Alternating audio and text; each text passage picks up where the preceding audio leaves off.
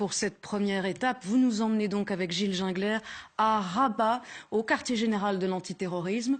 Une première donc pour une télévision en Europe. Vous avez rencontré le patron de cette unité d'élite, un homme franc et direct. Reportage.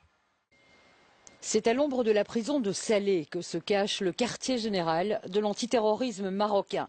Pour y parvenir, il faut franchir une chicane, une barrière et des grilles. Le lieu est hautement sécurisé. Exceptionnellement, nous sommes autorisés à rentrer avec une caméra au bureau central d'investigation judiciaire, ce qu'on appelle le FBI marocain. La lutte contre le terrorisme, c'est ici que ça se passe. 400 policiers travaillent dans ce bâtiment en tout neuf. C'est là aussi que s'entraînent les unités d'intervention.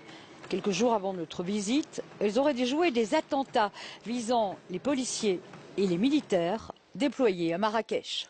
Le Maroc, comme vous le savez, adopte une politique qui est anticipative, proactive. C'est une politique qui marche très bien parce qu'il nous a permis, jusqu'à maintenant, au niveau du Bureau central des investigations judiciaires, nous a permis de démanteler à peu près 23 ou 24 cellules terroristes jusqu'à maintenant. Nous avons eu une cellule que nous avons démantelée ici à Kenitra. Nous avons saisi les armes provenaient de la Belgique. Ça arrive souvent ? Oui, bien sûr, ça arrive souvent. Trop souvent, nous dit le patron de l'antiterrorisme marocain. Il souligne néanmoins la collaboration étroite nouée avec les services de police européens, belges et français en particulier. À Baout, on a dit que c'était les Marocains, c'est vrai? Oui. C'est vous qui avez permis son arrestation? Oui, bien sûr. Nous avons communiqué à nos collègues français des renseignements qui ont permis sa localisation et bien sûr sa mise en état de nuire. Près de 90% des combattants belges en Syrie sont d'origine marocaine. La plupart des terroristes de Paris sont des binationaux. Mais pour le chef de la police, il serait injuste d'incriminer le Maroc et ses ressortissants. Le terroriste n'a pas de nationalité, n'a pas de religion. Mais je pense qu'au niveau de la Belgique,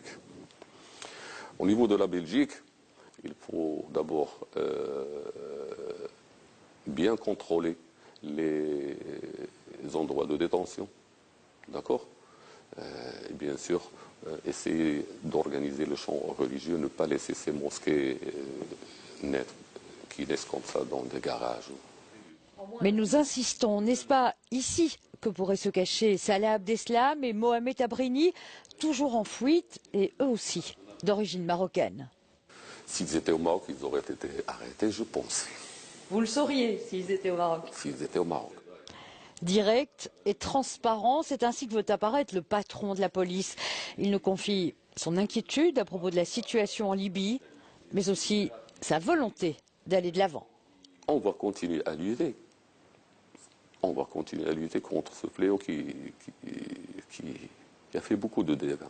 A fait beaucoup de dégâts au nom d'une idéologie qui n'a rien à voir avec la religion musulmane.